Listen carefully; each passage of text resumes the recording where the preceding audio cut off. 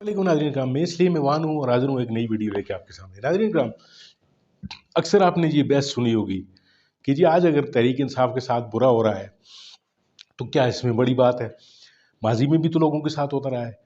तो इसी बात पे जो है वो ज़ेरे नज़र वीडियो में एक बहस व तमीज़ हो रही है। अतर काज़मी साहब जो हैं वो इसका जवाब दे रहे हैं।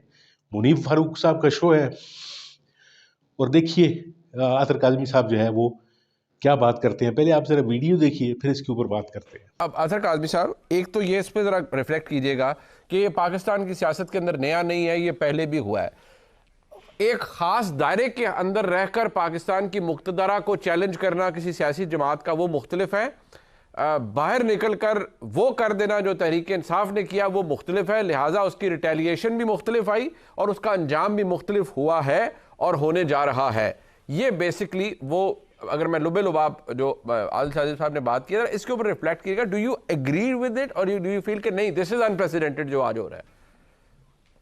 नहीं, बहुत सारी चीज़ें यहाँ पे माजी में भी होती रही हैं, लेकिन अभी इस वक्त जो हो रहा है एक जमहूरी दौर के अंदर इस तरह की चीज़ें हमने नहीं देखी। अगर अब आपने 77 के इलेक्शन की एग्जांपल देनी है या सॉरी ज़ियाउल हक साहब के दौर की कोई बात करनी है, मुशर्रफ के दौर की कोई बात करनी है, तो वो एक अलग बहस है।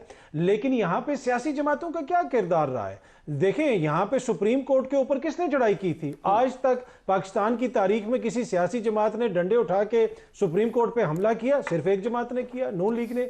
आर्मी चीफ का त्यारा हवा में रोक दिया और आर्मी चीफ को नीचे तब्दील कर दिया, इदारे ने रिएक्ट किया, अपने आर्मी चीफ को बहाल करवाया। क्या इसकी कोई मिसाल मिलती है?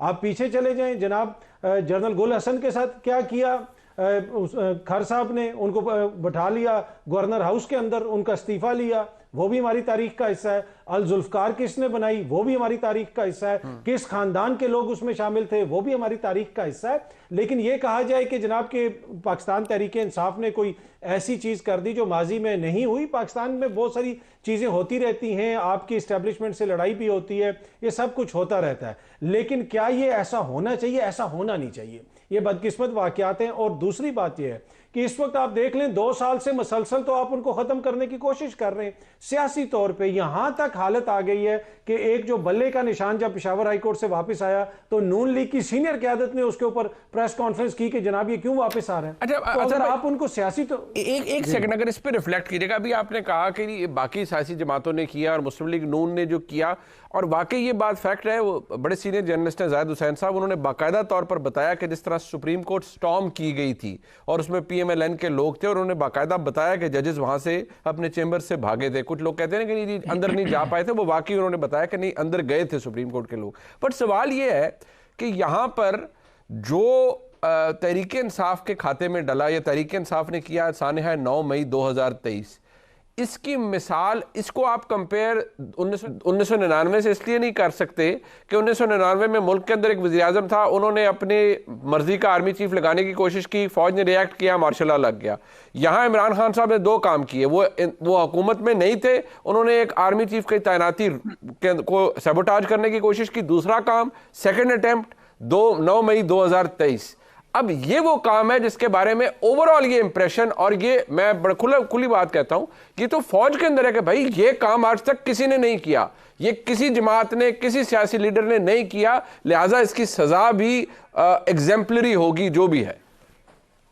जी देखें, अब इसमें इशू ये है कि अगर कोई इसमें मुलविस है, चाहे 9 मई हो या कोई और वाकया हो, आइन और कानून के मुताबिक उसको सजा मिलनी चाहिए। 9 मई का जो वाकया है कतन काबिल कबूल नहीं, बदकिस्मत वाकया है। लेकिन वो आपको तसलसल देखना पड़ेगा ना कि 2 सूबों में इंतखाबात नहीं हो रहे थे, क्या हुआ था 9 मई की सुबह, क्या हुआ था इस्लामाबाद हाई कोर्ट से किस तरह दरवाजे खिड़कियां तोड़ के साबिक वज़ीर आज़म को धक्के मार के आप गिरफ्तार करके लेके गई थी उस वक्त की हुकूमत। तो ये वो सारी चीजें ना जिन्होंने लीड अप टू किया। तो इसमें बहुत सारे किरदार हैं जिनका अपना अपना उन्होंने हिस्सा डाला। जो PDM की हुकूमत जो कर रही थी वो सब कुछ हमारे सामने है। तो ये मैं कह रहा हूं कि ये इसमें ये कहा जाए कि ये चीजें आइसोलेशन में हुई हैं, आइसोलेशन में कुछ नहीं हुआ। ये ओवरऑल जो चीजें हो रही थी, जो बदकिस्मत वाकयात 2 सालों के अंदर हुए, उसमें तहरीक इंसाफ के ऊपर भी आप बहुत सारी उंगलियां उठा सकते हैं। जो उस वक्त PDM की हुकूमत थी उनसे भी आप पूछ सकते हैं कि जनाब ये आपने क्यों किया। तो मेरे ख्याल में ये सिर्फ ये तासुर देना कि सिर्फ एक वो इस सारी चीज के जिम्मेदार हैं रहे हैं, मैं नहीं समझता।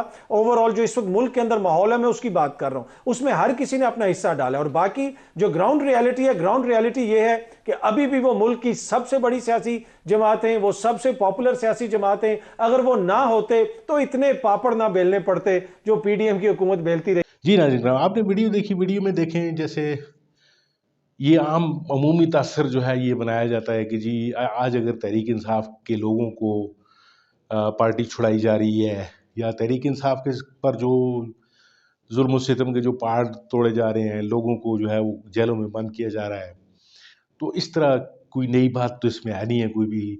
गुज़श्ता दौर में भी जो है वो नवाज़ लीग के साथ भी यही होता रहा है, पीपल्स पार्टी के साथ भी इसी तरह की कुछ चीज़ें होती रही हैं।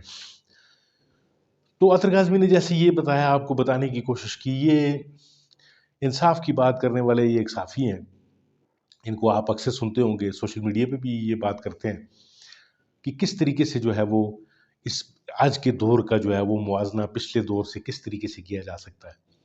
और तहरीक इंसाफ, जैसे कि मुनीफ फ़ारूक ने सवाल ये किया था कि तहरीक इंसाफ ने जो है वो एक इदारे को ललकारा, मुक़्तदर इदारे को ललकारा, फिर उनकी डोमेन में जाकर अंदर फिर उन पे तोड़-फोड़ की, फिर आज भी जो है वो सोशल मीडिया पे जो है वो इतनी तनकीद की जा रही है उस ख़ास इदारे पे, और वो तहरीक इंसाफ के लोगों की तरफ से की जा रही है।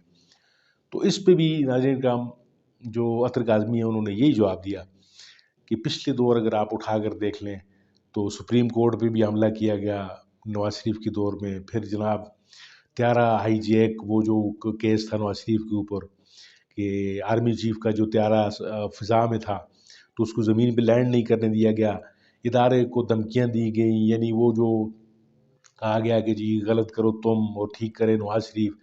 तो यानी उस हवाले से भी जितनी भी तनकीद हुई इदारे पे, तो तनकीद तो होती रही है हर दौर में, लेकिन उन लोगों के साथ इस तरह का रिटेलिएशन, इस तरह का रिएक्ट इदारे की तरफ से नहीं आया।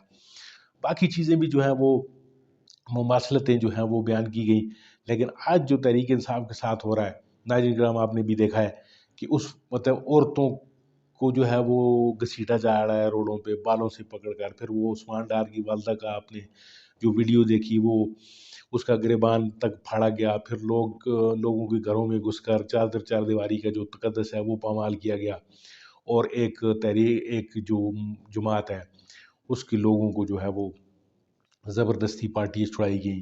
फिर आज भी जो है वो इलेक्शन हालांकि सर पे हैं, लेकिन आज भी जो है वो लोगों को सही तरीके से जो है वो तहरीक इंसाफ का नाम लेने पे भी जो है वो गिरफ़्तार कर लिया जाता है, झंडा उठाने पे गिरफ़्तार कर लिया जाता है।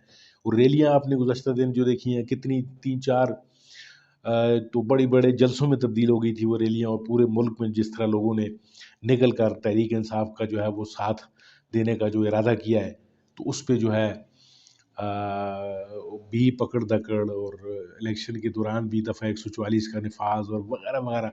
यानी ये चीज़ें ज़ाहिर कर रही हैं कि एक पार्टी को आपने मैदान से निकालना है, हटाना है। तो नाज़रीन किराम, बहुत-बहुत शुक्रिया आपका, आपने वक़्त निकाला ये वीडियो देखने के लिए। उम्मीद है ये वीडियो आपको अच्छी लगी होगी। अगर ये वीडियो आपको अच्छी लगी है तो मेरे चैनल को ज़रूर सब्सक्राइब कीजिए, और मेरी इस वीडियो को लाइक कीजिए और कमेंट ज़रूर किया कीजिए। आपका बहुत शुक्रिया।